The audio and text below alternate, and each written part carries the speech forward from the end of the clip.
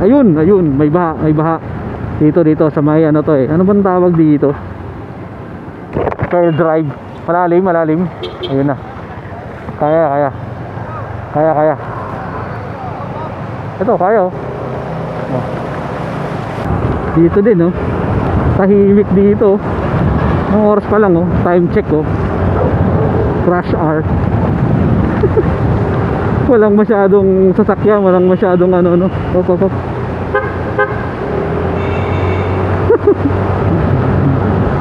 Sarap ng biyahe ngayon. Sarap mag-stroll after ng ano tawag dito, malakas na ulan at malalalim na baha. So hindi ko lang alam kung saan ditong parte yung bumabaha pero alam ko dun sa may Commonwealth bumabaha dun eh. Hindi ko alam kung saan parte. Dito hindi ko alam kung saan parte kasi wala.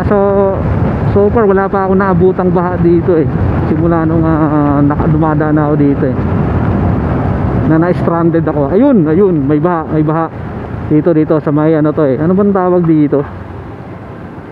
Fair Drive. Malalim. Ayun na. Kaya. Ito, kaya oh. So malamang malalim to kanina. Ayan, Fair Drive. Mahaba pala dyan. Oop. Ano sila doon, doon din, bumaha din. Baka malalim doon, mas malalim doon sa kabilang part. Kasi yung iba nagka-counterflow para makadaan. So far, mababaw na yung nadaanan ko. So, pero mababaw na So, pero kanina siguro malamang yon, hindi passable doon malamang. Kasi pa ganun nga pala yun, tawag sa ganun, baul pala. Pailalim.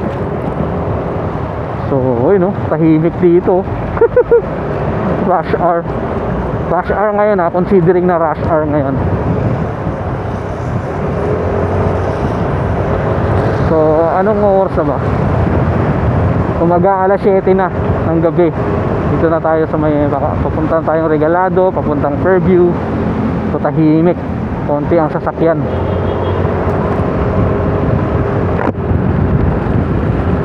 So yun lang, sa may Fair Drive lang tayo nakaranas ng medyo mababaw lang na baha. Hindi naman na passable naman.